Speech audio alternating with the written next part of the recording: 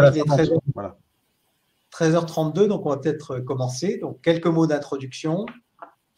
Merci aux participants. Ce panel fait partie de la première session du premier forum global, qui, je crois, peut être considéré d'ores et déjà comme un succès, puisque j'ai vu des chiffres selon lesquels il y a 2800 à 2900 personnes enregistrées sur la plateforme, 124 panels organisés dans 86 pays, 382 intervenants. Bon, c'est quelques chiffres pour dire que, bien que ce forum global ait été monté dans un délai assez court, je crois qu'on peut considérer qu'il a effectivement rencontré un vrai succès, ce qui nous met sur la voie de s'interroger sur les suites à donner et peut-être réfléchir à quelque chose de plus durable et plus permanent. En ce qui nous concerne, nous allons travailler ensemble, là, ce matin, ce midi, sur démocratiser le management de la santé. Donc, je crois que c'est un sujet important parce que, bon, ce n'est pas la peine d'enfoncer des portes ouvertes. Le secteur de la santé est un secteur particulièrement important avec le vieillissement de la population, les menaces épidémiques, etc., etc. Il y a des enjeux sociaux et sociétaux considérables. Et les mots management et santé, leur couplage a souvent une image péjorative. C'est-à-dire que quand on parle management à propos de la santé, beaucoup de gens pensent aussitôt réduction des coûts, diminution du nombre de lits, économie budgétaire, contraintes bureaucratiques. Alors que le pari qu'on fait ce matin en discutant, c'est que management et santé peut constituer un couple plus positif. C'est-à-dire qu'il y a des enjeux de management dans la santé qui sont des enjeux de type animation d'équipe, coordination sur le parcours du patient, gestion du risque, gestion de l'innovation, etc. Et c'est un peu de cela qu'on va s'entretenir aujourd'hui grâce à nos trois intervenants qui sont, je les présente rapidement, Irène Georgescu, professeure des universités et professeure à l'Université de Montpellier, Bertrand Guidé, chef du service de réanimation de l'hôpital Saint-Antoine à Paris, et je viens de l'apprendre, jeune membre promu jeune membre de l'Académie de médecine, et Étienne Maviel, du département management, d'innovation et entrepreneuriat de l'École polytechnique et directeur de recherche au CNRS. Pas d'erreur? Bien, alors merci à nos trois intervenants et sans plus. Alors, quand même quelques éléments pratiques que je dois rappeler. Premièrement, pour les intervenants, je vous demanderai d'éteindre votre micro quand vous n'intervenez pas pour essayer d'éviter ou limiter les interférences. Deuxièmement, la session est enregistrée, donc ayez cela en tête. Et cet enregistrement sera mis à disposition de toutes les personnes intéressées qui ne peuvent pas être présentes maintenant. Troisièmement, pour les participants qui souhaitent poser des questions aux intervenants, vous pouvez utiliser la rubrique Q&A qui est à droite du chat et à droite de la colonne utilisateur, sur la partie droite de votre écran, probablement. Et donc, la rubrique Q&A. Où vous pouvez poser vos questions directement en demandant à ce moment-là au technicien support de la session, en lui demandant d'ouvrir votre micro et votre caméra, puisqu'en dehors des intervenants, micro et caméra ne sont pas ouverts a priori. Mais vous pouvez le demander si vous souhaitez commenter ou poser des questions directement. Voilà. Et sans plus attendre, je donne la parole à Irène Georgescu pour son intervention, qui sera suivie par celle d'Étienne Maviel, puis par celle de Bertrand Guidé. Et nous garderons à la fin un temps assez significatif pour la discussion, les questions et les réponses. À vous, Irène. Merci beaucoup et merci beaucoup de m'avoir donné, Étienne, l'opportunité de participer à ce panel. Donc, je vais vous présenter des travaux de recherche que nous avons conduits avec le professeur Grima et le professeur Narot, qui portent sur la manière dont les médecins évoluent en termes identitaires depuis une dizaine d'années, quand ils sont justement face à des logiques, à des outils de contrôle de gestion, à des outils budgétaires et à tout un discours finalement qui s'oriente vers la rentabilité. Donc pour débuter un petit peu cette présentation, je vais dresser très rapidement le contexte. Donc c'est un contexte dans lequel il y a des demandes croissantes pour plus de transparence et moins de népotisme qui ont conduit les pays occidentaux à adopter de plus en plus, je dirais, des réformes visant à être ce qu'on appelle accountable, c'est-à-dire qu'il s'agit de rendre des comptes sur la manière dont on utilise notamment les fonds publics. Et il y a également une évolution sur les prises de décision, où les prises de décision ne doivent plus seulement être justifiées par des motifs politiques, mais aussi sur la base d'autres critères, comme des critères notamment économiques. C'est dans ce contexte, qui est couplé également avec la crise financière de 2008, que nous observons non seulement une transformation en profondeur des organisations de santé, et plus précisément des organisations publiques de santé telles que l'hôpital public, et on a également, depuis une dizaine d'années, donc tout un ensemble de dispositifs et de mesures qui ont été pris par les gouvernements pour faire face au déficit budgétaire croissant. Donc, parmi toutes les exigences, aujourd'hui, les hôpitaux publics doivent faire face à une nécessité de fournir des informations qui sont de plus en plus précises sur l'utilisation des fonds publics, et ils doivent s'inscrire dans le fait d'être plus efficaces, de contrôler les coûts et d'être davantage performants. Donc, il y a tout un ensemble de réformes qui se sont implantées et inspirées des outils du public, qui sont venus donc s'implanter dans les hôpitaux inspirés du privé, qui sont venus donc s'implanter dans les hôpitaux publics. Et ces outils, donc ce sont des outils de mesure de performance, des tableaux de bord, des calculs de coûts, qui vont progressivement s'infiltrer et infiltrer le corps médical au sens large.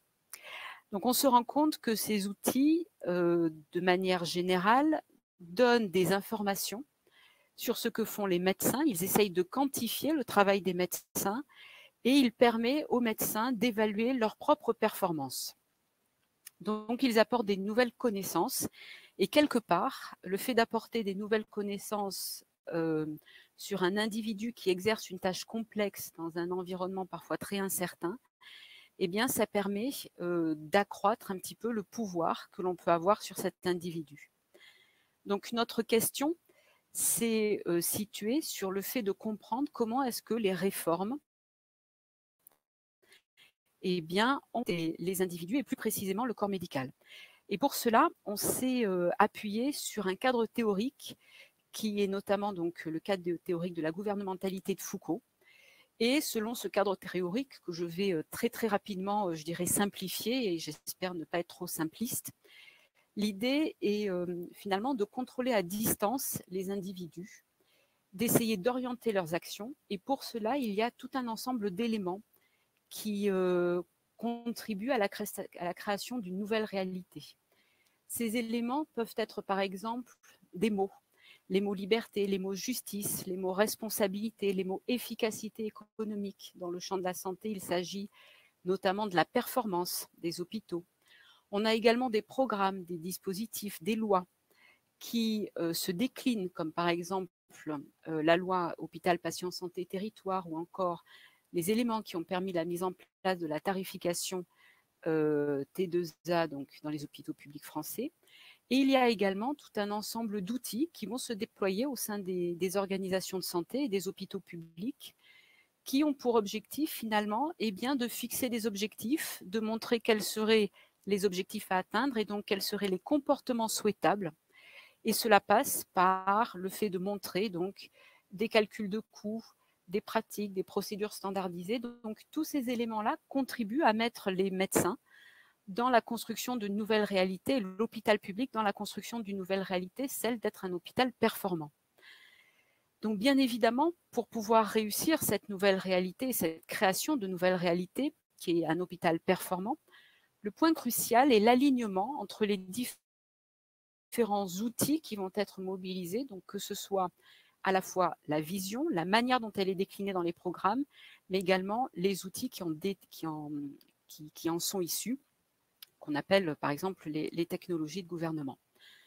Donc, nous avons conduit avec mes collègues une série de 50 entretiens pour comprendre comment est-ce que les médecins réagissaient face à ces évolutions.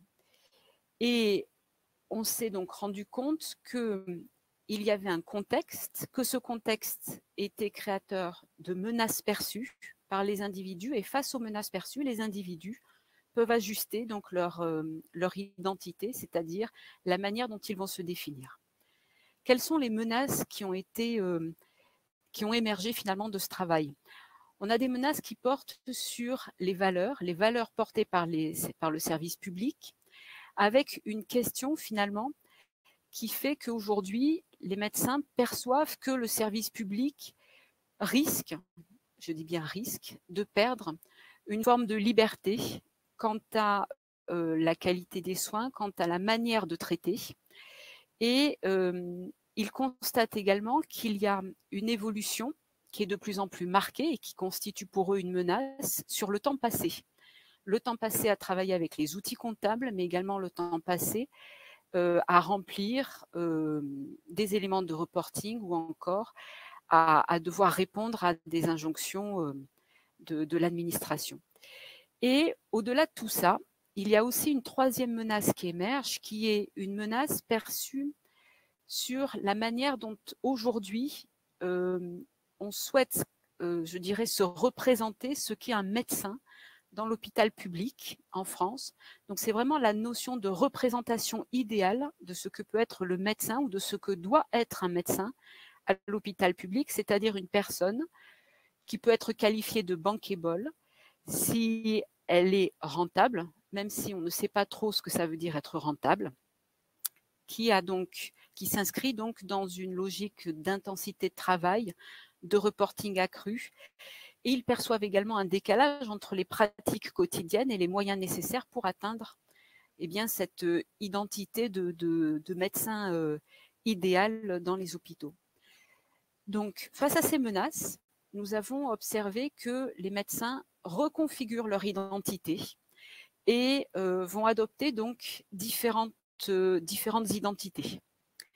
Donc, un premier groupe de médecins que nous avons dénommé les résistants vont essayer de protéger leur identité, protéger et conserver leur identité, tournée principalement vers la médecine et la protection des valeurs de l'hôpital public. Ils vont protester, ils vont rejeter, ils vont même parfois éviter l'idée d'être soumis à une focalisation statistique, l'idée d'être soumis à un chiffre, ou en tout cas de travailler avec les outils de reporting. Et dans donc ce groupe de résistants, nous observons 3 sous-groupes. Un premier qui est un résistant conflictuel, donc c'est un ensemble de médecins qui sont capables de rentrer en conflit direct avec la comptabilité, les outils, la notion de rentabilité. Il va donc critiquer tout élément qui est lié aux résultats financiers. Il critique également la méthodologie de mesure du travail médical qui ne prend pas en compte la complexité de la tâche. Il critique également en disant l'incompréhension que peut utiliser ou que peut-être qu'ils associent en fait, ils ne comprennent pas ce que signifie être rentable, qu'est-ce que c'est qu'un soin médical rentable. Et il constate une disparité, ou en tout cas un décalage, entre le discours et les possibilités finalement qui leur sont offertes sur le terrain. Ensuite, nous avons toujours donc dans cette catégorie des résistants une deuxième catégorie que nous avons baptisée les résistants cachés. Alors, ce sont des individus qui vont rentrer directement en confrontation directe avec les outils d'évaluation de la performance, que ce soit dans le cadre de réunions de pôle ou encore lorsqu'ils vont prendre des responsabilités managériales. Et ils vont rentrer dans une logique de menacer le discours économique et tenter d'accroître l'influence de la logique médicale. Et ensuite, nous avons une troisième catégorie, qui est celle du résistant évitant, où là, il s'agit donc de médecins qui vont adopter finalement une approche un petit peu plus subtile que celle de la confrontation directe, puisqu'ils ne souhaitent pas être confrontés directement au système financier et aux outils qui sont associés. Ils essayent de se protéger et donc ils vont éviter les tâches comptables et parfois ils vont même déléguer certaines tâches à d'autres collègues pour leur unité. Donc ça, c'est un premier groupe de médecins qui maintiennent et qui protègent et qui conservent donc leur identité vraiment centrée sur l'aspect médical. Ensuite, nous avons un deuxième groupe que nous avons identifié, que nous avons appelé les conformistes. Ces conformistes vont épouser une nouvelle identité. C'est-à-dire qu'ils vont progressivement intégrer la dimension économique et la dimension financière dans leur identité professionnelle. Et cela peut même aller jusqu'à faire évoluer, je dirais, la prise en charge, ou en tout cas la prise de décision. Donc là, à nouveau, nous obtenons et nous avons identifié plusieurs types de sous-groupes. Donc un premier qui est l'individu qui va saisir les opportunités. Et il va saisir les opportunités notamment lorsqu'il est dans le cadre du reporting de son activité au travers du codage de l'activité. Il va développer tout un ensemble de compétences particulièrement spécifiques autour de l'optimisation des revenus médicaux pour atteindre un objectif qui est celui parfois demandé en interne, celui d'avoir plus de ressources pour l'hôpital.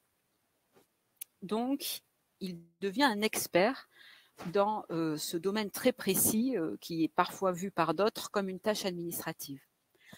Ensuite, nous avons une deuxième catégorie que nous avons appelée le partisan, parfois même le partisan inconditionnel, puisque on se rend compte que certains médecins adhèrent sans réserve à une démarche motivée par des considérations financières et ils vont pleinement l'intégrer dans leur pratique médicale.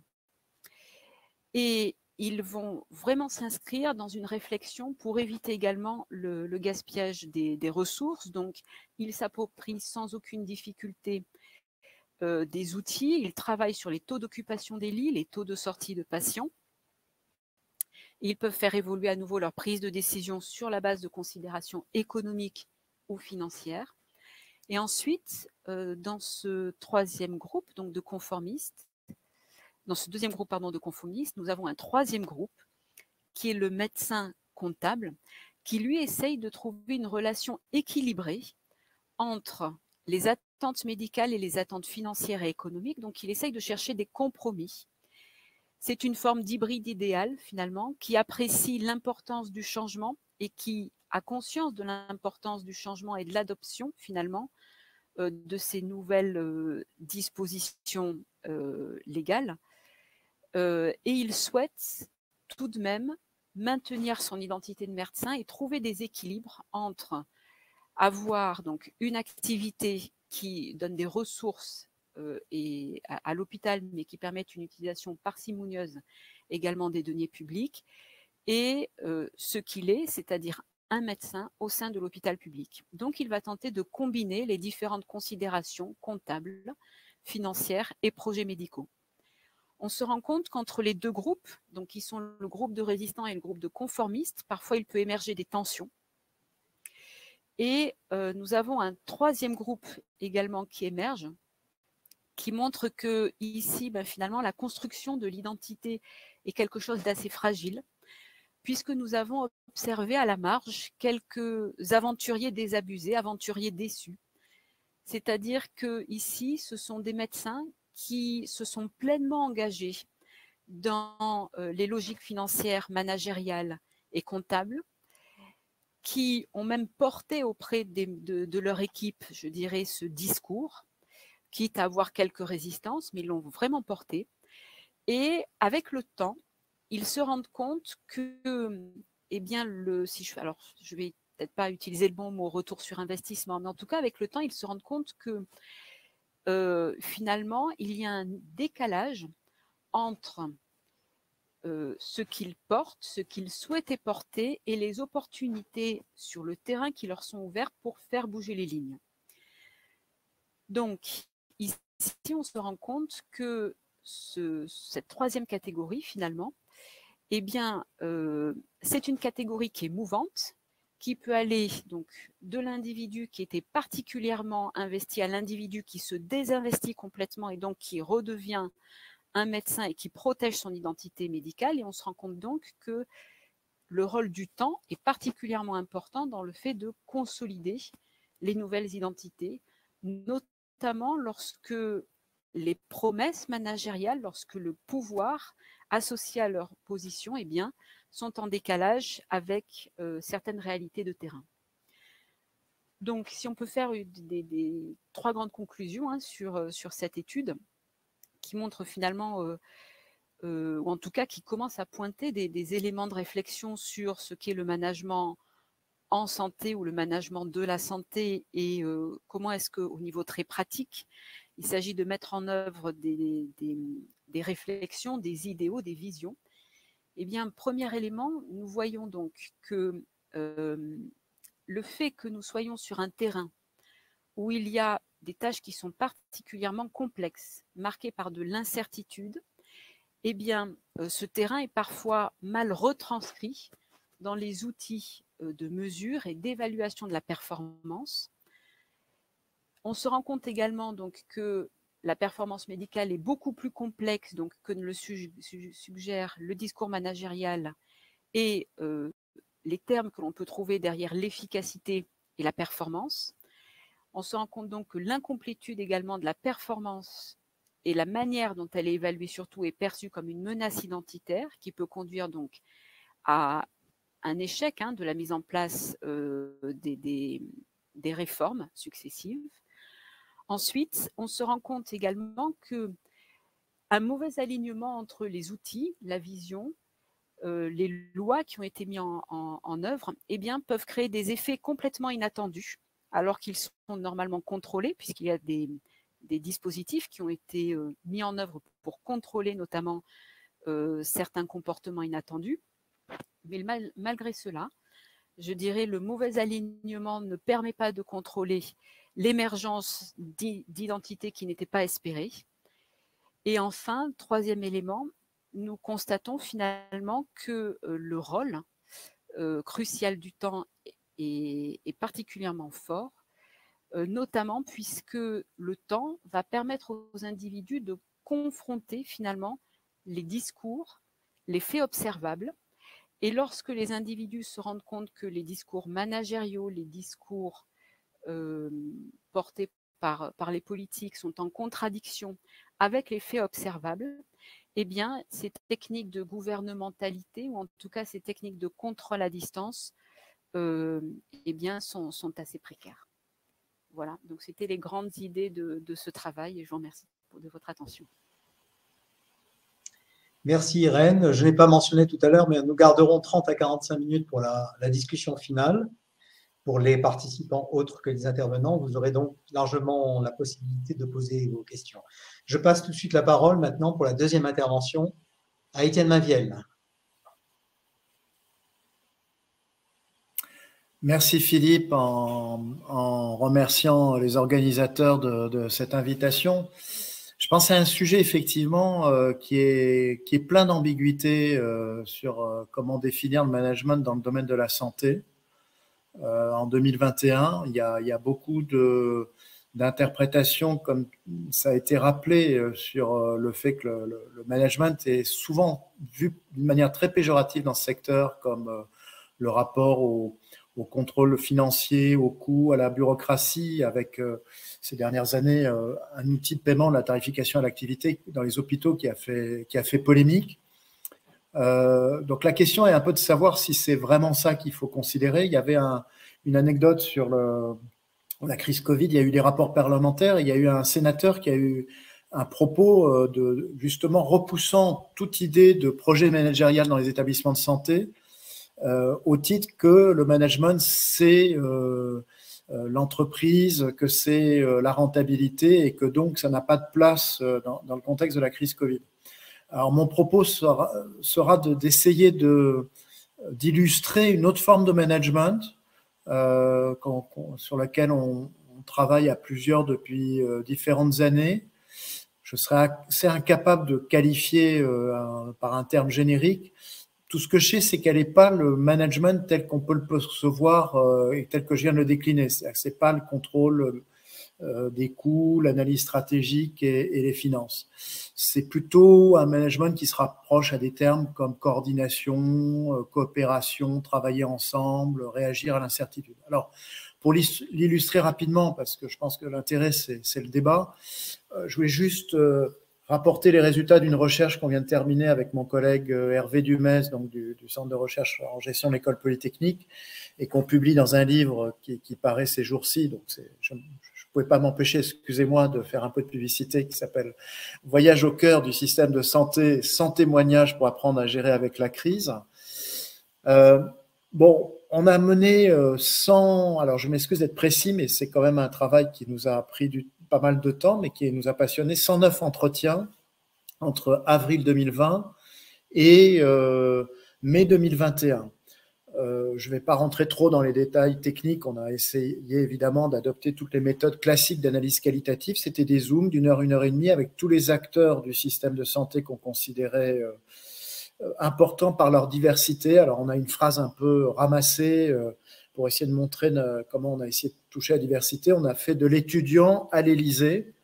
Dans les acteurs interrogés, toutes catégories professionnelles confondues, en passant par les infirmières, les cadres de santé, les médecins, notamment les réanimateurs, managers hospitaliers, etc. On est allé dans différentes régions, dans les îles aussi, comme la Martinique, qui, vous savez, a une caractéristique très, très spécifique. Et bref, ce qui nous a frappé progressivement dans les résultats, dans la manière de catégoriser en fait tout ce matériau, comme on dit, c'est que ce n'était pas des débats de structure qu'on entendait dans les médias. Est-ce que le gouvernement français est trop centralisé? Est-ce qu'il faut remplacer les agences régionales de santé? Quid du rapport de force entre les médecins et les directeurs d'hôpitaux dans la gouvernance d'un hôpital?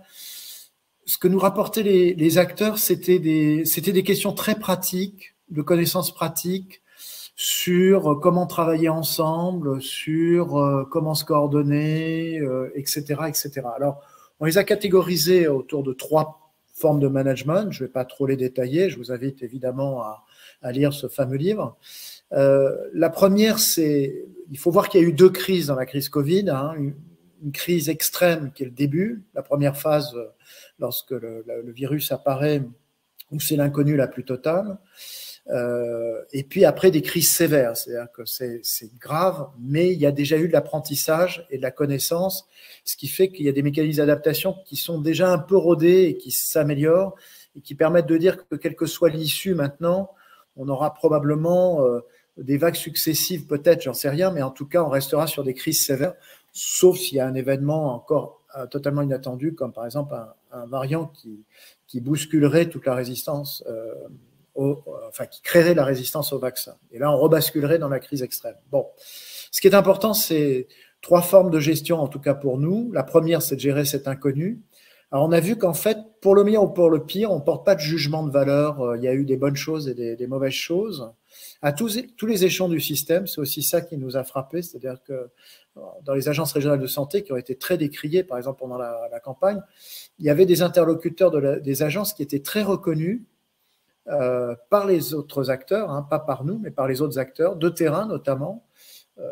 Une expression étant, celui-là, il faudrait tout de suite lui donner la Légion d'honneur. Bon, je ne sais pas si c'est une forme de reconnaissance, ça, je ne me permettrai pas de rentrer dans ce sujet. Puis d'autres, juste à côté, dans la même agence, qui étaient très décriés. Donc, c'était vraiment des questions aussi de comportement qui étaient mises en valeur.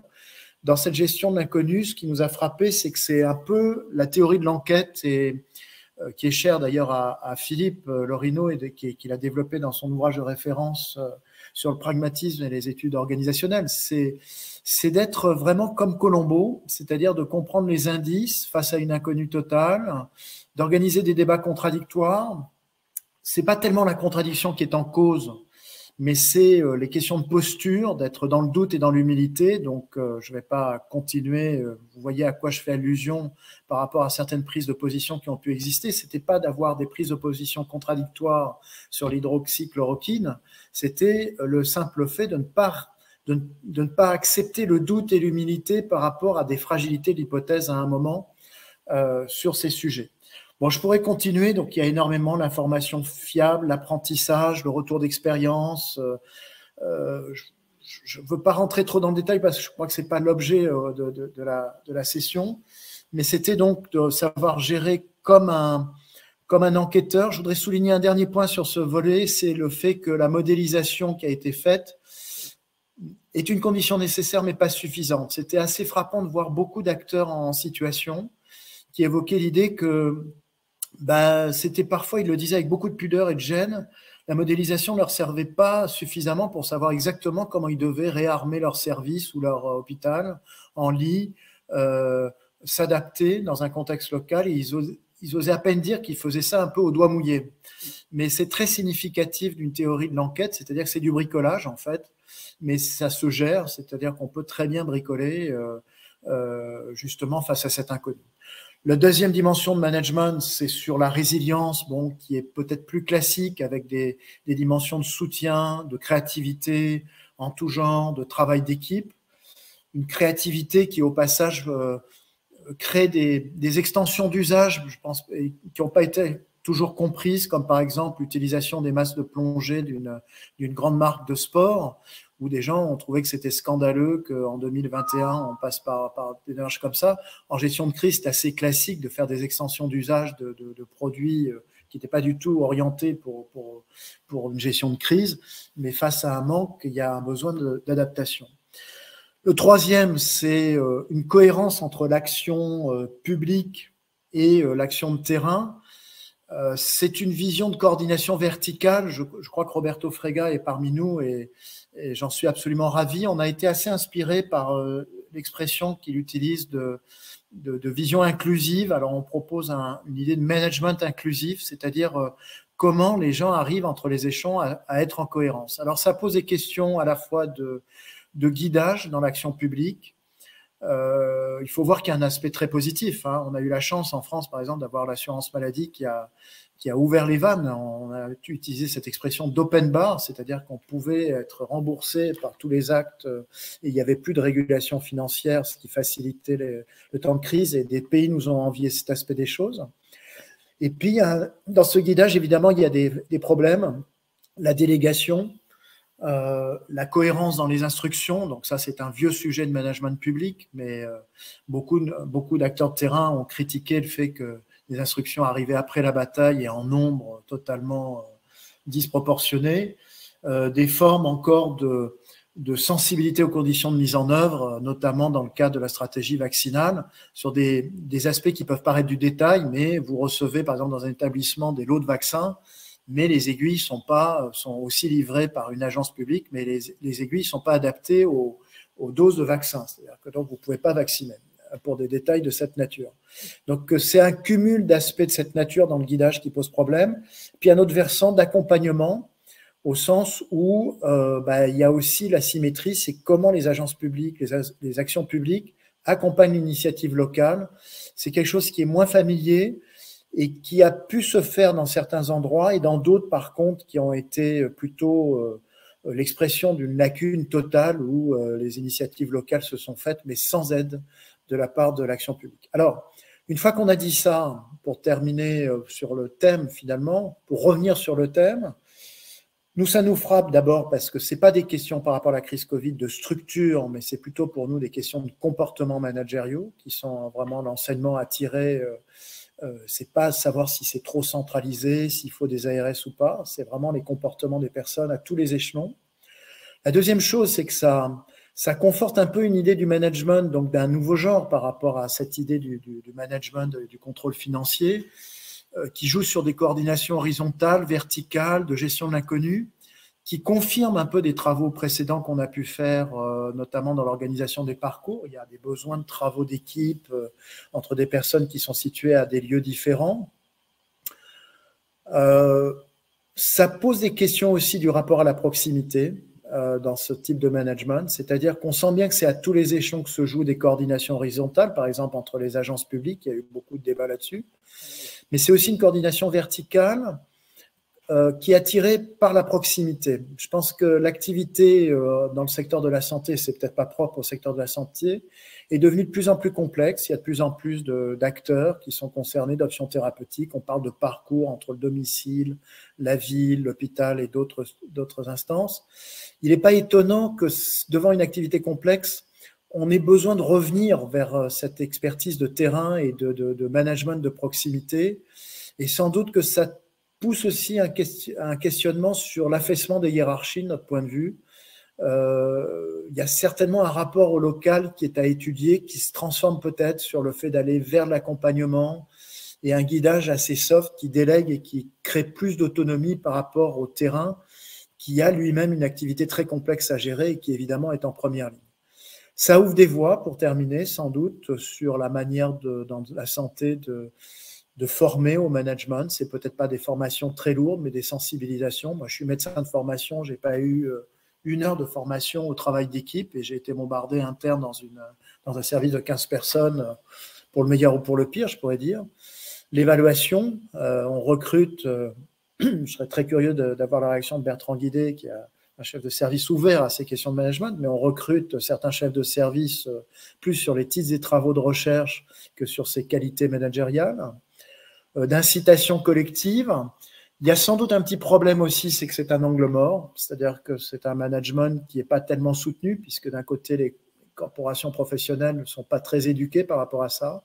Les directeurs d'hôpitaux, je ne suis pas sûr qu'ils soient très non plus formés à ça. Peut-être de nouvelles formes d'outils, je pense à des outils du terrain comme le Lean, les retours d'expérience.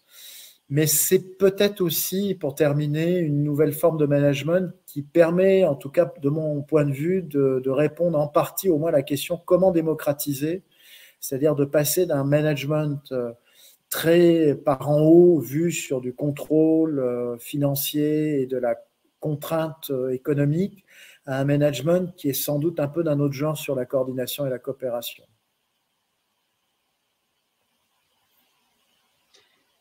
Merci Étienne. Et je passe la parole à Bertrand Guidé.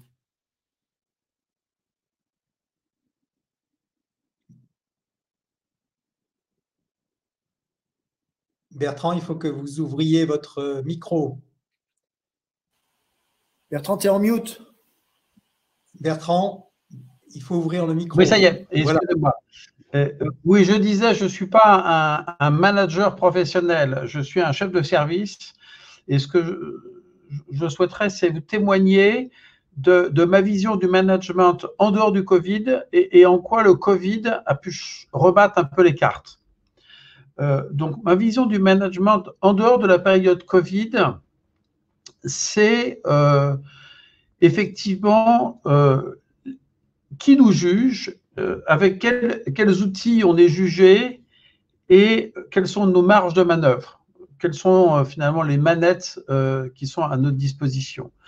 Donc ça pose le problème de la perspective adoptée, ça pose le problème de la temporalité, ça pose le problème des missions de l'hôpital et de l'hôpital public universitaire en particulier, et ça pose le problème des indicateurs. Moi j'aime bien rappeler cette phrase d'Einstein, c'est tout ce qu'on peut compter ne compte pas nécessairement et ce qui compte n'est pas nécessairement compté. Voilà. Par exemple, des choses autour de l'empathie, autour de la qualité relationnelle, autour des indicateurs de résultats qualitatifs. Il y a tout ce mouvement de pensée sur les indicateurs centrés sur le patient et donc on voit qu'il y a un changement de paradigme et qu'on n'est pas uniquement dans du quantitatif et du coût. Mais donc, il y a un sujet sur, finalement, qu'est-ce qui fait sens pour les médecins? Ce qui fait sens pour les médecins, c'est qu'on a l'impression qu'on rend service aux malades qui nous font confiance. Alors, comment est-ce qu'on arrive à rendre service aux malades? Eh bien, c'est en travaillant ensemble.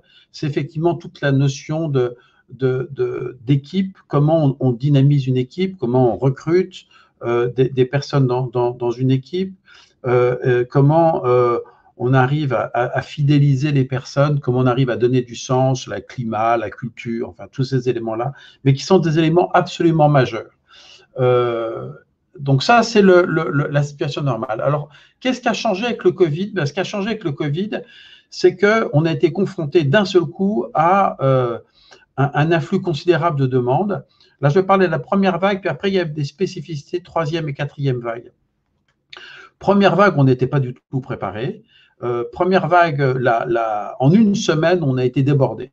Donc, en une semaine, on a dû augmenter le nombre de lits de réanimation.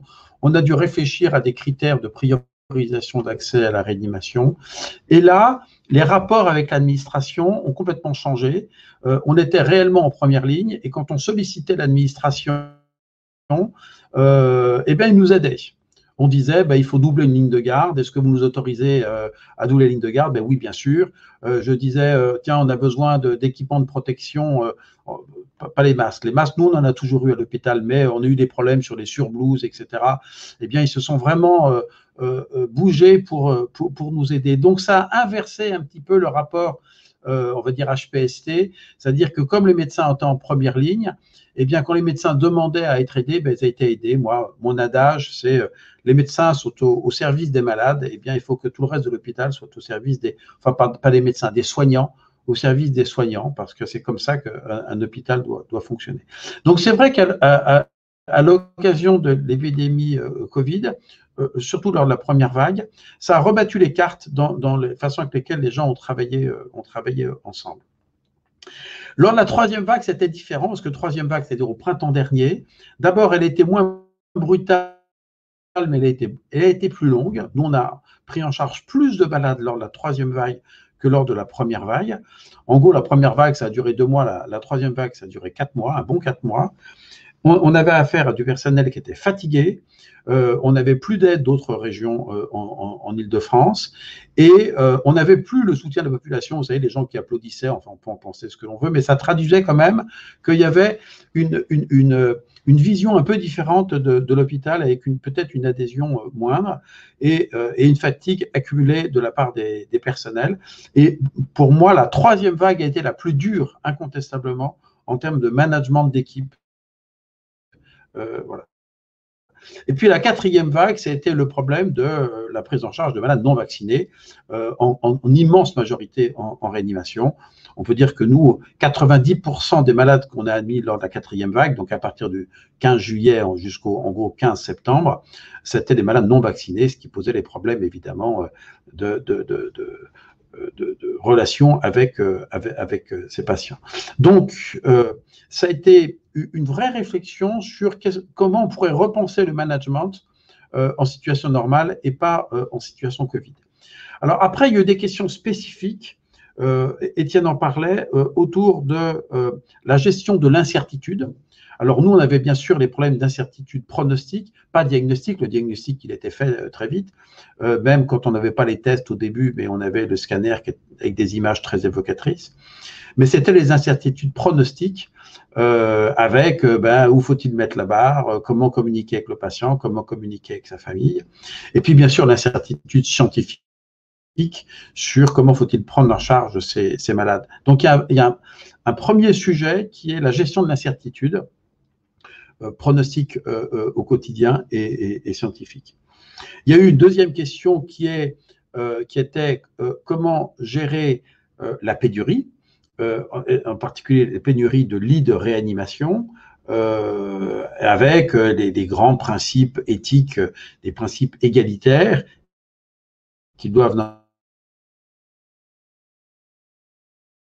normalement prévaloir, avec l'idée qu'on doit faire bénéficier de la réanimation les malades dont on pense qu'ils vont avoir la meilleure chance de survie. Mais il y a eu tout un débat dont on pourra parler sur des recommandations nationales, internationales, sur la priorisation d'accès aux lits de réanimation en situation de pénurie relative. Et ça a posé, à mon avis, une question majeure qu'on n'a pas très bien faite, qui était d'instruire cette question avec un horizon beaucoup plus vaste qu'un horizon purement sanitaire, et donc comment impliquer la société civile dans cette réflexion générale. Et donc, je pense qu'on a fait ce qu'on en a pu, mais qu'on n'a pas su mobiliser cette réflexion et qui a générer chez certaines personnes une gêne, voire des critiques vis-à-vis de nos pratiques. Et puis, le dernier élément qui renvoie au concept de justice distributive, c'est on a réorganisé l'hôpital au bénéfice des malades Covid, mais au détriment des malades non Covid. On a déprogrammé de l'activité chirurgicale, on a repoussé un certain nombre d'hospitalisations et on a maintenant des arguments qui suggèrent que ça a été une perte de chance pour les malades non Covid. Et donc, cette réorganisation de l'hôpital pour faire face à cette vague Covid s'est faite au détriment des malades non Covid. Je peux vous dire que moi, dans le service de réanimation, j'ai absolument voulu sanctuariser une unité non Covid, parce que je ne voulais pas qu'il y ait de perte de chance pour les malades non Covid. Cette unité a tourné à plein vraiment pendant la période Covid. C'est pas le choix qui a été fait dans certains services, et vraiment ça s'est fait au détriment des malades. Et ça pose aussi évidemment la question vaccinale eh bien, si vous ne voulez pas vous faire vacciner et si vous devez vous faire hospitaliser, bien, quelque part, vous prenez la place d'un malade vacciné, mais qui a un autre problème qu'un problème de Covid. Et donc là encore, c'est un problème de perspective individuelle versus responsabilité collective. Donc il y a ce sujet-là. Et puis il y a enfin le sujet de la vaccination pour les personnels de santé. Alors là, moi j'ai une position extrêmement ferme. Les patients sont captifs, ils sont dans un lit, ils ne savent pas qui va s'occuper d'eux. Le minimum qu'on doit leur assurer, c'est de ne pas leur transmettre une maladie contagieuse que l'on peut prévenir avec une vaccination qui est efficace, globalement. Et donc, sur ce sujet-là, dont on pourra débattre, moi, je suis extrêmement ferme sur le fait que, en tant que personnel de santé, eh bien, on ne doit pas mettre à risque les malades qui nous font confiance. Voilà, et puis évidemment, il y a plein de questions pour lesquelles je suis évidemment ouvert. Merci pour ces 3 interventions très intéressantes, assez complémentaires, je pense, qui nous donnent des visions assez complémentaires du sujet que nous traitons. J'invite les autres participants à poser des questions dans la rubrique Q&A. Pour l'instant, il n'y en a pas tellement, mais vos interventions m'en ont inspiré quelques-unes et je vais donc peut-être lancer le débat. Les questions que je vais poser sont a priori plutôt destinées aux 3 intervenants, donc n'hésitez pas à vous en saisir tous les 3. J'avais une première question qui portait sur la définition même de notre sujet, c'est-à-dire notre sujet, c'est démocratiser le management de la santé. Or, et de manière qui ne m'étonne pas, parce que c'est comme ça qu'est structuré le débat public, en tout cas en France, on a beaucoup parlé de l'hôpital. Et donc, je me demandais si on n'avait pas une tendance qui n'est pas propre aux professionnels hospitaliers, mais qui est assez générale dans la société française, à identifier ce système de santé, un système hospitalier, sachant qu'il me semble que la crise du Covid a soulevé des questions qui ont trait à ce que je pourrais appeler l'ouverture de l'hôpital sur la société. D'ailleurs, ça a été un peu évoqué ça vient d'être évoqué par Bertrand Guittet, hein, cet impératif d'élargissement, d'ouverture à la société. Par exemple, j'évoquerai en désordre, à un moment donné, le problème des relations entre l'hôpital et la médecine de ville, l'implication des médecins généralistes, y compris maintenant dans la vaccination. Le rôle des pharmaciens, des médecins, ce rôle clé qu'ils peuvent jouer, médecins de ville, pharmaciens, dans la vaccination. La relation entre l'hôpital public et l'hôpital privé, le fait qu'à un moment donné, on a dit, je ne sais pas ce qu'il en est, je n'ai pas réussi à y voir clair, qu'il y avait des places disponibles à l'hôpital privé qui n'ont pas été utilisées en réanimation. Voilà, donc ma première question, ce serait ça, est-ce qu'on n'a pas une tendance à identifier système de santé à système hospitalier, paradoxalement, alors qu'on parle beaucoup de trajectoire du patient et que manifestement la trajectoire du patient, en général, implique d'autres acteurs que les acteurs internes à l'hôpital. Alors, je ne sais pas dans quel ordre vous voulez. Alors, moi, j'ai quelques éléments chiffrés de réponse. Je veux pas trop... Donc, pour vous donner un ordre d'idée sur la contribution des différentes structures à la prise en charge des malades graves Covid, j'ai les données en Île-de-France. En Île-de-France, il y a 1100 lits de soins critiques en temps normal. Première vague, on est monté à 2700 lits. Donc, on n'a plus que doublé les capacités de réanimation et avec une contribution, en gros, CHU 40%, CHG 30%, le privé 20% et les ESPIC 10%. Voilà, pour donner un ordre d'idée. Et au départ, les établissements privés plutôt sont fait un peu tirer l'oreille parce qu'ils ne voulaient pas déprogrammer leurs malades chirurgicaux. Et l'ARS est monté au créneau en leur disant qu'il fallait absolument qu'ils acceptent les malades. Donc ça, c'est un premier élément de réponse qui est assez chiffré. Deuxièmement, sur ville-hôpital, il y a Covidom qui a été mis en place, qui était une structure commune entre l'hôpital et la ville. Donc les malades étaient inscrits à l'hôpital, mais le suivi était derrière fait en ville. Et puis pour les malades, évidemment, il y a toute une trajectoire avec des...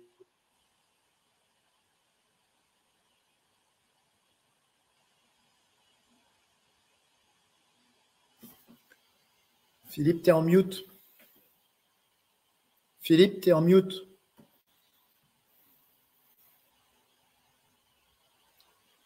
Philippe? On a perdu le son de Bertrand Guidé. Et sollicité, oui. Bertrand? Bertrand, on a perdu pendant un moment. Donc, est-ce que vous pouvez répéter ce que vous venez de dire là? Oui, la dernière chose, c'était les parcours patients, c'est-à-dire que, évidemment, après un séjour en réanimation ou même un séjour à l'hôpital, souvent les malades ne rentraient pas directement chez eux, ils allaient dans une structure de soins de suite et de réadaptation. Et puis, quand ils rentraient chez eux, évidemment, ça mobilisait toute une expertise de ville, ce qui a été fait effectivement avec Covidom.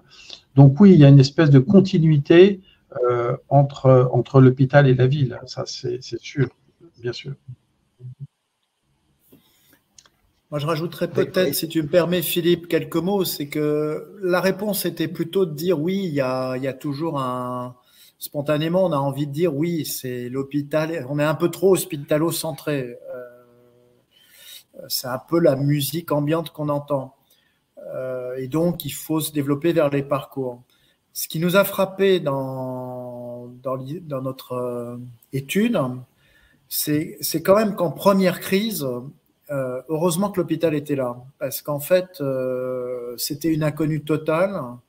Bertrand a rappelé des chiffres, et au-delà des chiffres, et Bertrand est bien placé pour en parler parce qu'il était en première ligne, mais c'était dans l'inconnu la plus totale, l'accès à des services de réanimation, des patients qui ne voulaient pas bouger, hein, c'est-à-dire que donc, ce n'était pas une question d'hospitalocentrisme et de partage de territoire. C'était simplement que face à l'inquiétude, il y avait juste l'idée d'aller soit en réanimation, soit de rester au domicile. Et les patients ne souhaitaient pas beaucoup d'autres choses, en fait, eux-mêmes. Donc, on a été frappé par le fait qu'on a tendance à un peu rentrer facilement contre l'hospitalocentrisme. Et là, en l'occurrence, dans la première crise, j'entends, ça a été fondamental. Assez vite après sont mis des systèmes de télésuivi comme Covidom ou nous à Gustave-Roussy, mais surtout après, au-delà des systèmes de télésuivi qui commencent par l'hôpital, les acteurs du parcours sont rentrés assez vite dans un second temps, avec des variabilités selon les régions à nouveau, d'autres qui misent beaucoup. Donc il y a par exemple une région qui a énormément fonctionné sur une zone territoriale, enfin sur des zones territoriales et le parcours, d'autres un peu moins. Il est vrai, alors pour terminer, que les agences régionales, quand ça a coincé, avaient un rôle assez important, notamment dans les rapports publics-privés. Et c'était justement là ces questions de guidage, accompagnement, pour nous, c'est comme ça qu'on traduit, c'est d'être capable de décongestionner des tensions et des situations qui s'enveniment un petit peu au moment où il ne faut vraiment pas. Donc la coopération par les agences régionales a été assez clé aussi. Donc pour terminer sur ta question, ça s'est étendu assez nettement sur parcours quand même. Il n'y a pas eu vraiment une vision purement hospitalière. Elle a existé au début, mais elle était factuelle à notre sens. Et juste un point, ce n'est pas tout à fait la même chose qu'engagement de la société. Et je pense que c'est un thème ce qu'a dit Bertrand, qui était assez cher, Philippe, d'ailleurs, dans tes écrits, c'est-à-dire le fait effectivement d'avoir un engagement des citoyens de la société dans la réflexion, dans les actions, qui est un autre sujet, de mon point de vue en tout cas. Oui, bon, c'est à discuter, parce que je pense qu'il y a des liens quand même entre sortir de l'hospitalo-centré, mais bon, je ne vais pas trop m'attarder là-dessus. Je vois qu'il y a des questions dans la rubrique questions, et notamment une question de Delphine Pénevert. Je la formule. Quelles seraient les 3 priorités à entreprendre dès maintenant pour tenir compte de ce que vous avez vécu et retiré de la crise, au niveau politique ou dans les structures de soins? Donc, je pense que cette question s'adresse prioritairement peut-être à Bertrand Guidé, mais aussi aux 2 autres intervenants. Donc, je donne d'abord la parole à Bertrand Guidé, quelles seraient les 3 priorités à entreprendre dès maintenant pour tenir compte du retour d'expérience de la crise? Alors, il y a plusieurs éléments. Il y a la réflexion de gouvernance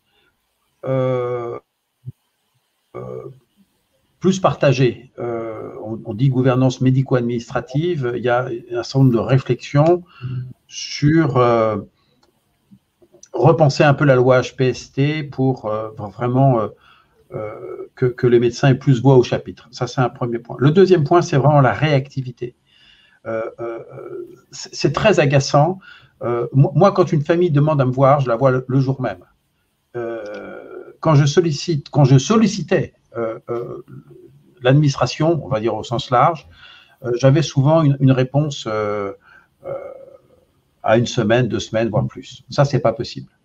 Donc, je pense que si on pouvait capitaliser sur ce que l'on a appris de la période Covid, c'est vraiment,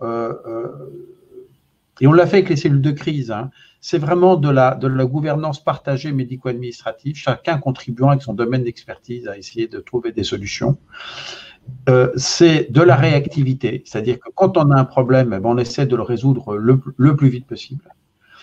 Et puis après, il y a la question, mais ça c'est Irène qui peut vraiment nous aider sur qu'est-ce qui permet de dire qu'effectivement on a bien fait, on a répondu aux attentes finalement de la population et qui quelque part légitimise ce travail en commun de la collectivité hospitalière dans son ensemble. Il faut aussi qu'on apprenne à dire merci. Moi, j'ai été énormément aidé par le biomédical, par les gens qui nous aidaient à monter des lits supplémentaires, la pharmacie, voilà.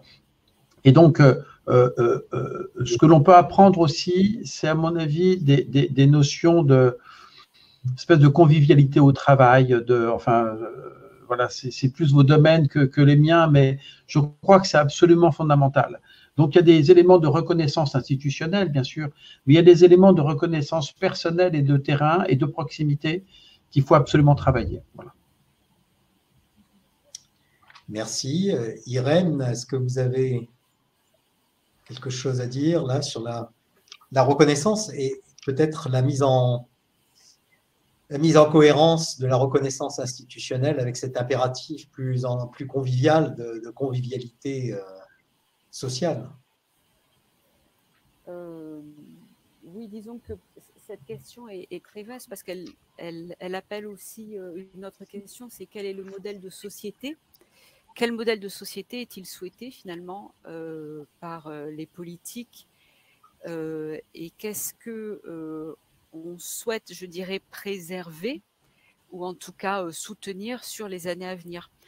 Alors, par rapport à ce que disait Bertrand Guidé sur finalement, lorsqu'il y a eu la crise, les administratifs ont été soutien de notre activité médicale, eh bien, ça pointe clairement la question de comment doit-on organiser alors un service de soins ou un hôpital pour créer de la valeur et quelles sont les activités qui doivent être identifiées comme principales donc qu'on va soutenir et les activités identifiées comme plutôt secondaires qui viennent donc en soutien des activités principales.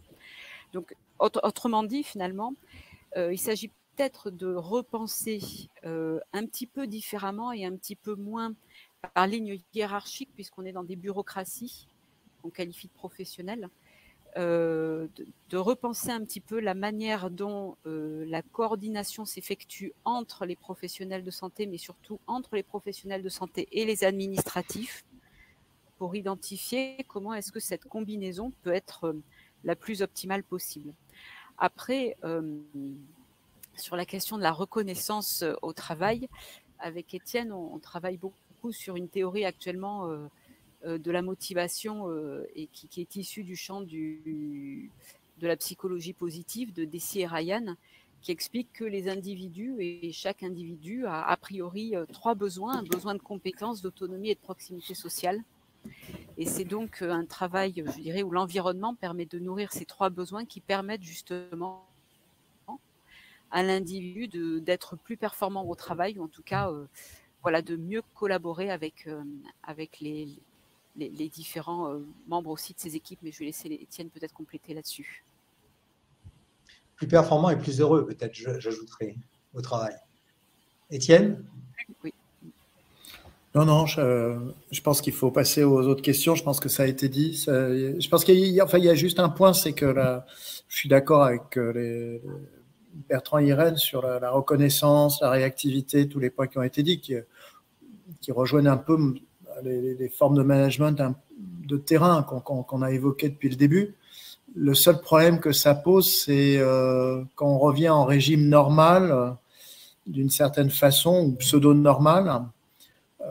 Moi, je ne crois pas au fait que ça va se pérenniser spontanément. C'est-à-dire qu'il faut qu'il y ait quand même une aide à ce que justement ces raisonnements collectifs se mettent en place d'une manière plus pérenne. Donc, c'est là où je pense que des questions de formation, en réforme, pour répondre à ta question, Philippe, des questions de formation, d'incitation sur ces questions de coordination et aussi dans les formes d'évaluation de tout l'ensemble des professionnels sont un enjeu important en termes de réforme qu'on oublie au profit des réformes de structure. C'est-à-dire qu'on sort de la crise, on a une agence sur les maladies émergentes et infectieuses, par exemple, qui a été créée. Mais peut-être qu'on va avoir une autre crise dans quelques semaines de cyberattaque. Donc, si à chaque fois on crée une agence propre à la crise, c'est pas tout à fait ça qu'il faut, de mon point de vue. C'est beaucoup plus jouer sur des comportements collectifs et arriver à les faire perdurer et les pérenniser. Très bien, merci. Je vois qu'il y a une question d'Alvin Pagnetta et peut-être que Roberto Frega, est-ce que tu as une question à poser oralement? Alors, attends, je vais d'abord lire la question d'Alvin Pagnetta qui a été posée il y a déjà pas mal de temps. Je te donne la parole ensuite. Alors, Alvin Pagnetta pose la question suivante qui est plutôt adressée à Bertrand Guidé, mais je pense aussi à Étienne Mainvielle, puisqu'il fait allusion à l'étude de Dumez-Mainvielle. Dans l'étude de Dumez et Mainvielle, il est question de nostalgie de la crise. Partagez-vous, vous, Bertrand Guidé, ce sentiment? Et si oui, pensez-vous qu'il pourrait être utile pour l'avenir, ce sentiment de nostalgie de la crise? Ah, c'est intéressant comme question. Incontestablement, ça a interrogé notre capacité à répondre à une situation de crise et ça crée quand même un lien fort entre les différents acteurs. C'était vrai au niveau du site. Il y a eu une vraie solidarité entre les différents services quand il s'agit, par exemple, de créer des nouveaux unités de soins palliatifs qui n'étaient pas prévues, quand il s'est agi d'organiser les campagnes de vaccination au départ, ou bien sûr les campagnes de dépistage. Donc, ça a créé une vraie dynamique à la fois au sein de chaque service et au sein de l'établissement de santé. Après, sur le territoire, c'est plus compliqué, mais à un moindre degré. Donc, il y a cette nostalgie-là qu'effectivement, on poussait quand même tous dans le même sens. Et c'est vrai que c'est peut-être parfois un peu ce qui nous manque dans l'hôpital, c'est que tout le monde rame dans le même sens, avec le même objectif, qui est de prendre au mieux en charge les malades, et dans les hôpitaux universitaires, d'enseigner au mieux les étudiants et de produire des papiers scientifiques. Donc oui, il y a cette nostalgie d'un sens partagé et que les gens ramaient dans le même sens. Voilà. Alors, par contre, je n'ai pas de nostalgie, c'était quand même fatigant, avec à la fois des réunions, des gardes, des arbitrages parfois compliqués. Ça a laissé des traces. Hein. Il y a quand même beaucoup de personnes qui ont arrêté, hein, qui ont démissionné de poste, qui se sont réorientés. On a actuellement une espèce d'effet soufflet, hein, où beaucoup de services ont du mal à réouvrir après l'été, avec des conséquences, donc des cicatrices, je dirais, sur l'hôpital. Alors ça, j'en suis pas du tout nostalgique. Ça veut dire qu'effectivement, on a beaucoup tiré sur la corde. Les personnels ont fait des heures supplémentaires, ils ont changé leur planning, et que il y a beaucoup de fatigue accumulée. et à mon avis, peut-être pas assez de reconnaissance. Ça boucle avec ce que je disais tout à l'heure. Très bien. Est-ce que Irène ou Étienne veulent ajouter quelque chose? Juste un point, c'est que, enfin Bertrand l'a très bien résumé, donc effectivement, c'est de ne pas reprendre, c'est assez ambigu parce que le premier temps de la crise a été une forme de solidarité collective extraordinaire avec beaucoup d'émotions. Nous, on a eu cette expression qui a été rapportée, l'hôpital aime la crise. Et ça rappelle un peu que l'hôpital fait partie des High Reliability Organizations, c'est-à-dire des structures qui sont aussi conçues pour ces aspects-là. Et après, il y a eu le long terme qui a épuisé, effectivement, comme le dit Bertrand, qui rend aussi beaucoup d'usure psychologique, produit beaucoup d'usure psychologique et d'émissions à l'heure actuelle. Donc, il y a une grande ambivalence entre ces deux aspects. Mais donc, ça pose la question sur le bon côté, c'est-à-dire la solidarité collective, c'est comment on arrive à la capitaliser pour le futur. Oui, parce que les effets pérennes d'une situation de crise ne sont pas évidents. On ne sait pas très bien lesquels peuvent être pérennisés et par quels mécanismes ils peuvent être pérennisés. Je crois que Roberto voulait poser une question. Oui, c'était entre la question et le commentaire, parce qu'en écoutant l'intervention d'Irène, ça me faisait penser au type de débat qu'on a entre nous à l'université qui sont exactement pareils, c'est-à-dire qu'il y a une espèce de détresse du corps enseignant vis-à-vis de tout ce qui viendrait de l'administration, du management. Les trois mots-clés qu'on utilise tout le temps, c'est la commercialisation, la managérialisation, la néolibéralisation, et ça montre beaucoup cette déconnexion vis-à-vis des deux parties qui n'arrivent pas à se comprendre. Et dans les panels sur la démocratisation de l'université que j'ai organisé avant-hier dans ces forums, c'était intéressant d'écouter. J'avais invité notamment les chefs de l'administration de l'université de Bologne et la responsable de la recherche, qui expliquaient comment eux, ils avaient quand même réussi pas mal à jeter des ponts entre les deux et à trouver des manières de travailler ensemble qui faisaient que, comment dire, les types de contraintes enfin, au fond, c'était un peu la chose sur laquelle j'ai pensé. L'effet de rendre des comptes, ça vient aussi du fait que l'université et même l'hôpital, c'est tout public. Ce qu'on fait est payé par l'argent et les impôts, donc du coup, on a quand même là l'obligation de justifier comment on les dépense. Et je me demandais si, du côté santé, on avait des expériences, des pratiques de ce type-là qui montraient justement que un management plus démocratique, ça pouvait se mettre en place là où justement on crée un espace partagé ou inclusif dans lequel on travaille ensemble. Et du coup, on dépassait un peu ces côtés de méfiance réciproque. Alors, je crois que la question s'adresse potentiellement aux trois intervenants.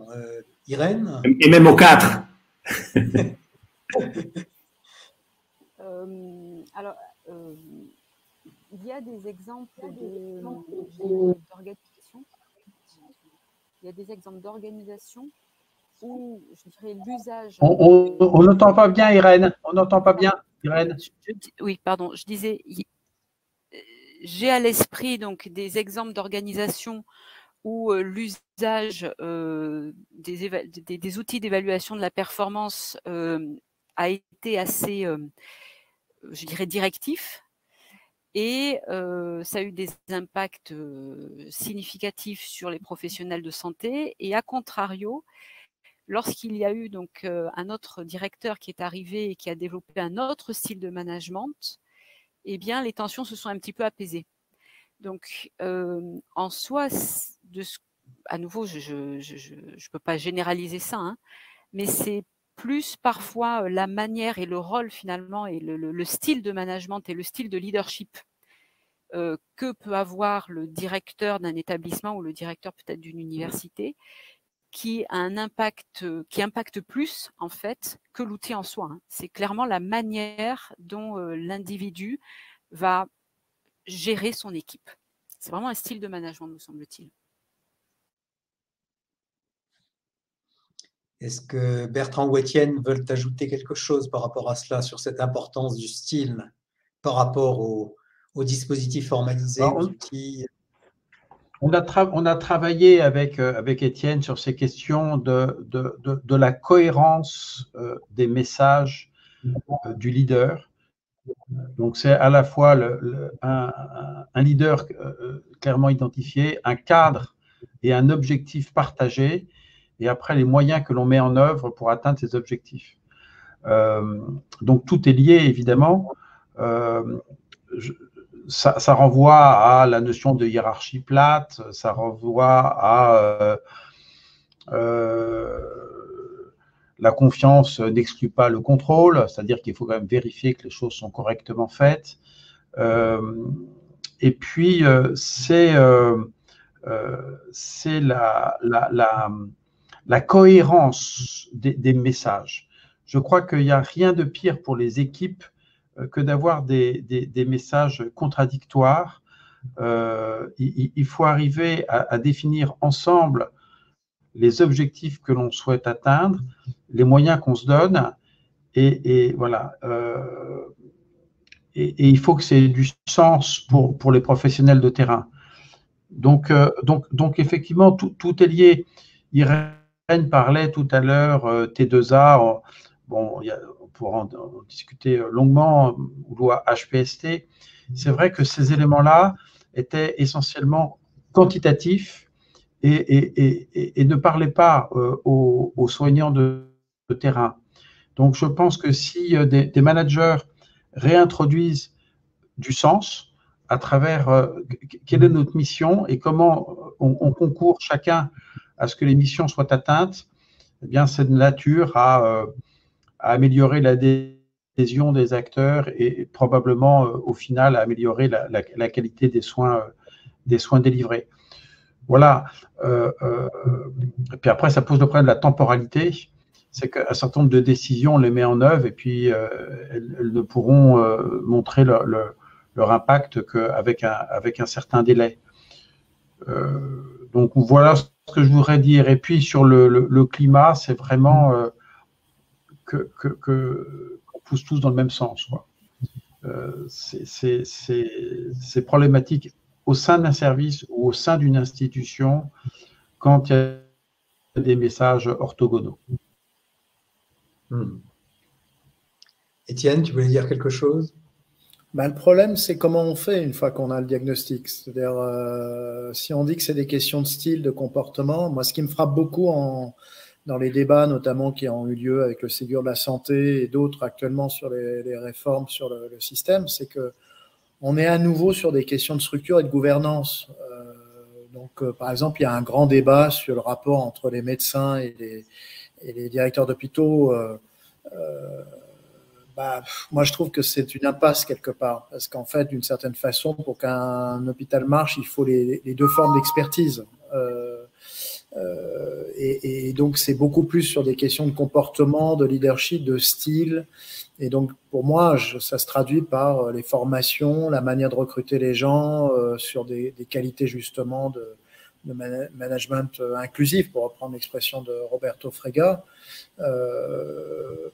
Il y en a qui le font spontanément, mais c'est fonction d'une caractéristique individuelle. C'est pas fonction, si vous voulez, d'un exercice un peu appris. Et je trouve que ça manque beaucoup dans le secteur.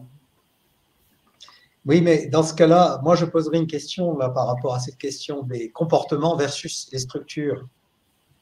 Il me semble qu'il y a quand même un lien fort, même si il y a du jeu, de l'autonomie, de l'aspect comportement par rapport aux structures, et malheureusement aussi des structures par rapport au comportement.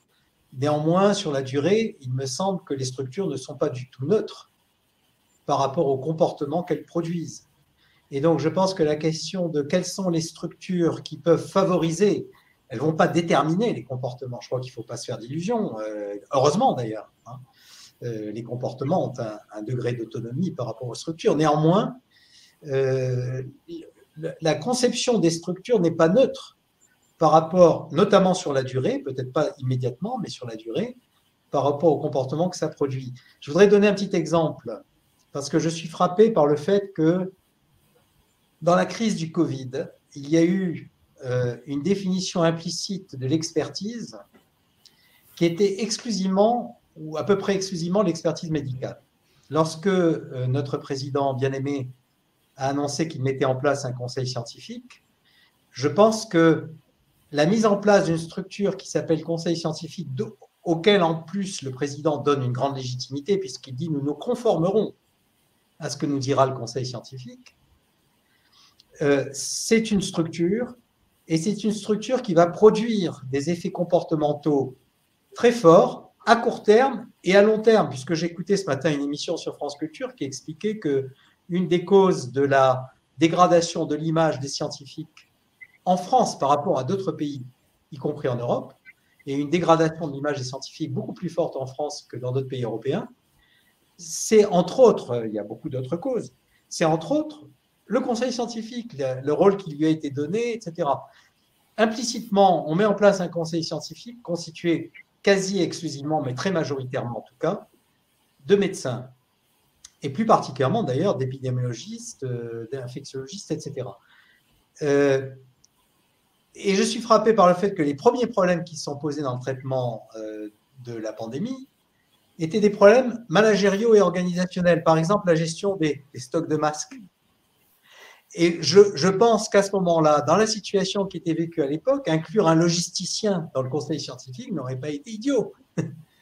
Donc, ceci comme anecdote pour illustrer le fait qu'à mon avis, la conception des structures, à la fois par des biais symboliques et aussi par des biais opérationnels, la conception des structures a un effet très important sur les comportements à court terme et sur les comportements et les systèmes de valeurs à moyen et long terme. C'est pour ça que je ne crois pas qu'on puisse découpler, mais c'est une remarque. Si tu me permets, Philippe, c'est un sujet intéressant. Hein. Je pense que je ne dis pas qu'il ne faut pas de structure. Alors, il y a deux choses dans ce que tu dis de mon point de vue. C'est que dans le conseil scientifique, si tu veux, il y a le fait de créer un conseil scientifique, une structure dédiée. Et ça, en management de crise, tu sais comme moi que ces structures éphémères sont souvent recommandées sur des sujets spécifiques. Et après, il y a le contenu, la composition des personnes qui sont dans le conseil scientifique. Et là, je te rejoins, c'est que c'était un contenu qui était à dominante clinique épidémiologique, et donc, il ne faut pas s'étonner, il n'y avait pas de logisticien de management, il ne faut pas s'étonner ensuite que sur les... Mais d'accord.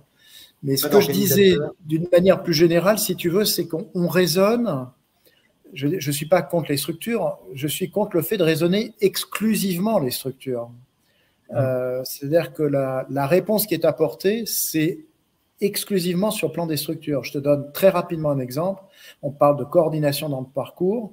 Donc, on a créé des groupes hospitaliers de territoire. On a créé alors j'adore les acronymes, des PTA, des MSP, des 3C, des CLIC. Je peux t'en donner, tu vois, pendant 10 minutes. Ce ne sont que des structures de coordination. Mais on ne se pose jamais la question de savoir si les comportements des acteurs vont être coopératifs. Et alors, c'est sûr que la structure, si tu crées des structures de coordination, a priori, ça va dans le bon sens. Mais je pense qu'on peut être beaucoup plus efficace si on mise sur les deux, c'est-à-dire à la fois les structures et sur les comportements. Et sur les comportements, en règle générale, on n'est jamais dans la transformation et dans la réforme. De mon point de vue, en tout cas. Il y a un point que je voudrais ajouter, c'est pour faire écho à ce que disait Irène, c'est sur quoi sommes-nous jugés? Et évidemment, en fonction de ça, on va s'adapter. On s'adapte tous. Un étudiant va s'adapter en fonction des questions d'examen qui vont tomber.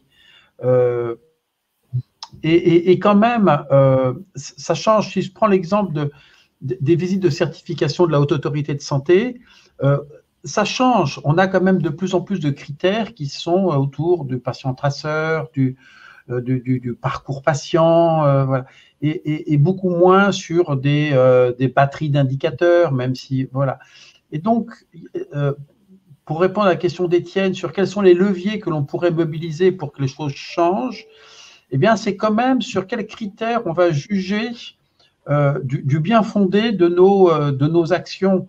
Et comme un étudiant s'adaptera pour les questions d'examen, eh bien, les établissements s'adapteront pour répondre à ce qui leur sera demandé. Donc, il y a une question quand même sur les outils d'évaluation de la performance au sens large. Et et sur des outils peut-être plus qualitatifs, et puis des outils aussi qui intègrent la dimension ville-hôpital. C'est pas que la mortalité, je veux dire, c'est comment les gens vont un an après, ce qui pose tous les problèmes de l'accès aux bases de données, au SNDS, etc. Mais il faut absolument qu'on ait des outils d'évaluation qui soient beaucoup plus inclusifs, beaucoup plus dans le temps, etc.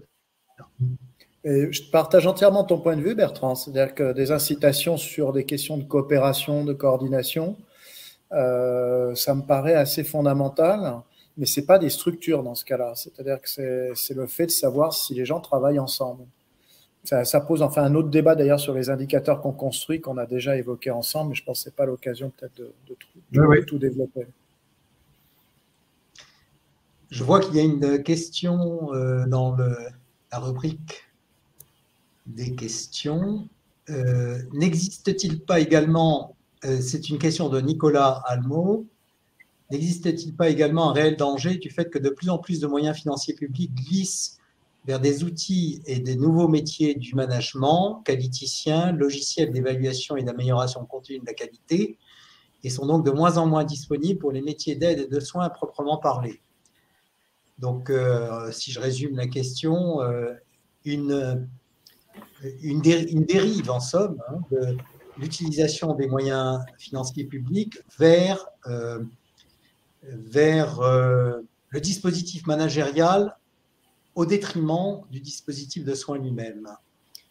Je veux bien commencer, brillamment. C'est une très bonne question. C'est-à-dire qu'une fois qu'on a dit enfin, moi, je continue ma logique, excusez-moi. Une fois qu'on a dit qu'on a un problème de management, le problème est de savoir, au fond, qu'est-ce qu'il faut créer en plus. Et dans la question, il y a notamment les nouveaux métiers du management sur les infirmières de coordination, par exemple, qui peuvent se faire au détriment des métiers traditionnels d'infirmières, de réanimateurs et autres. Et c'est vrai que ça pose cette question, la question qui est posée est très pertinente, parce que c'est un peu bizarre, face à un problème d'organisation collective, de répondre par un nouveau métier quelque part. Il y aurait plus de sens à ce que les métiers actuels intériorisent à minima ces questions-là, et qu'elles soient encore plus formalisées, mais qu'on reste sur les métiers actuels et qu'on ne les change pas d'ailleurs trop. Quand on parle de management, ce n'est pas de changer les médecins en managers, c'est simplement qu'ils soient systématiquement sensibilisés à ces questions et qu'on évite d'être dans un système où ça dépend des caractéristiques individuelles de chacun. C'est vrai pour les médecins, c'est très vrai pour les infirmières. Dans nos études, on montre que les infirmières sont vraiment maintenant confrontées à des questions d'organisation du quotidien qui sont très complexes, et qu'elles ne sont pas toujours armées par rapport à ces aspects-là, et avec en plus une vision d'un idéal du métier qui va vers la clinique et qui est parfois justement fuit une sorte d'acquisition de compétences en organisation. Oui, donc… Alors moi, pour relayer la réponse d'Étienne, je suis complètement d'accord. C'est-à-dire qu'il faut que ce soit intégré et pas à côté ou en plus. C'est insupportable d'avoir des gens qui vous disent ce qu'il fallait faire, quoi. Je veux dire, allez-y les gars, venez mettre les mains dans le cambouis et puis après on discute. Et donc il faut effectivement mobiliser les compétences, il faut développer des profils peut-être un peu différents, mais intégrés à la pratique. De la même manière, les indicateurs, beaucoup sont intégrés à d'autres pratiques. Il ne faut pas les faire en plus, ils sont intégrés à d'autres pratiques. Il faut uniquement être capable de les extraire. Donc moi, j'adhère absolument à la question qui était posée et au fait qu'il y a plein de gens qui nous disent ce qu'il faut faire, ben faites-le, quoi. Est-ce que ça ne passe pas, pour revenir au problème des structures, est-ce que ça ne passe pas par une sorte de principe de subsidiarité, c'est-à-dire laisser le maximum de pouvoir aux équipes opérationnelles, donc en l'occurrence les équipes de soins en particulier, et dégonfler les structures bureaucratiques. Étienne, tu mentionnais le fait qu'il y a de plus en plus de structures de coordination, ça c'est une dérive bureaucratique classique. Plus les cloisonnements verticaux sont importants, plus on crée des structures de coordination qui sont à leur tour cloisonnées entre elles. Donc, il faut prévoir de la coordination, etc. Bon, c'est bien connu, il y a eu beaucoup d'études sur les phénomènes bureaucratiques. Et donc, la question, c'est faudrait-il pas adopter de manière assez systématique une sorte de principe de subsidiarité, c'est-à-dire, pour reprendre une parole célèbre du président Mao, feu sur le quartier général. On a envie de Pour vous donner un chiffre, actuellement, les données Île-de-France, 11% des lits de réanimation d'Île-de-France sont fermés par manque de personnel. Voilà. Vous parliez de structure, ben la structure, c'est ça. C'est-à-dire qu'il y a une réduction de l'offre de soins de réanimation parce qu'il n'y a pas les infirmières. Par contre, on va avoir des infirmières qui vont coordonner. Elles vont coordonner des services fermés. Oui, moi je pense sur la question de l'autonomie, évidemment on a envie d'aller un peu dans cette direction, notamment parce que l'activité de terrain est devenue plus complexe sans doute, avec ces questions de parcours, d'options thérapeutiques, de connaissances médicales et de compétences organisationnelles requises. Donc, mais en même temps, moi je suis assez prudent sur cette notion d'autonomie parce que il y a des situations où tu as besoin aussi de réguler, quoi. Alors, je pense que c'est plutôt dans l'action de tenir compte des échelons inférieurs dans les aspects hiérarchiques. C'est-à-dire que moi, ce qui nous a frappé avec Hervé dans l'étude, c'est le manque de spontanéité à intégrer à tous les échelons hiérarchiques, c'est-à-dire l'équipe de soins par rapport à une direction, la direction par rapport à l'agence régionale de santé, l'agence régionale de santé par rapport à l'administration centrale. Il y a une sorte de frustration et de mécontentement qui se crée par le fait que leur point de vue est très mal pris en compte par l'échelon supérieur dans les décisions. Et ça, c'est un vrai problème parce que c'est quand même l'échelon inférieur qui, en règle générale, est le plus proche de la connaissance fine du terrain. Donc, je pense que c'est une question aussi de décision partagée dans les formes hiérarchiques entre le supérieur et l'inférieur, peut-être plus, en tout cas, à côté des formes d'autonomie. C'est pour ça que je parlais de principe de subsidiarité. La subsidiarité n'est pas l'impasse sur le fait qu'il y a des impératifs de coordination et de régulation. Simplement, ils sont définis par défaut, je dirais. Lorsque les équipes de terrain opérationnelles peuvent se débrouiller, elles se débrouillent. Lorsqu'il y a des impératifs de coordination, et il y en a toujours, à ce moment-là, par défaut, on définit. Mais tu vois, je pense qu'il y a en France, par tradition, plutôt un principe de définition top-down, pour parler de manière un peu simpliste, plutôt que cette question, ce principe de subsidiarité qui définit les besoins de régulation à partir de l'activité opérationnelle elle-même. Mais bon, c'est tout un débat. Oui, tu as beaucoup d'administrations publiques qui essayent, tu as raison, la tendance est toujours là, enfin, me semble-t-il, c'est difficile à quantifier, mais tu as quand même beaucoup d'administrations publiques qui en ont conscience en même temps, je trouve. Donc, tu as des programmes d'accompagnement, d'aller vers, mais par contre, c'est pas bien formalisé. C'est-à-dire qu'effectivement, les gens n'ont pas des cadres très établis. Moi, je vois une expérience, par exemple, à l'assurance maladie où ils essayent d'aller vers les personnes fragiles et vulnérables en étant au plus près du terrain. C'est-à-dire, vraiment, c'est plus du tout quelque chose de centralisé. Mais alors, c'est vraiment une sorte d'apprentissage de ce qu'il faut faire. Donc, on n'a pas des règles très établies là-dessus pour savoir comment s'y prendre. Je vois que l'heure a tourné, on a déjà dépassé 15 heures et je crois qu'il faut que nous rendions malheureusement micro, caméra et plateforme. Donc il me reste à remercier les intervenants, les auditeurs qui ont posé des questions extrêmement pertinentes. Tout ça nous a permis d'avoir un échange qui, à mon avis, n'est qu'un début. Je pense qu'il y a encore énormément de choses à se dire et à discuter. En tout cas, je remercie les trois intervenants et les autres participants et j'espère que nous pourrons continuer cet échange dans d'autres cadres dans un avenir proche. Merci.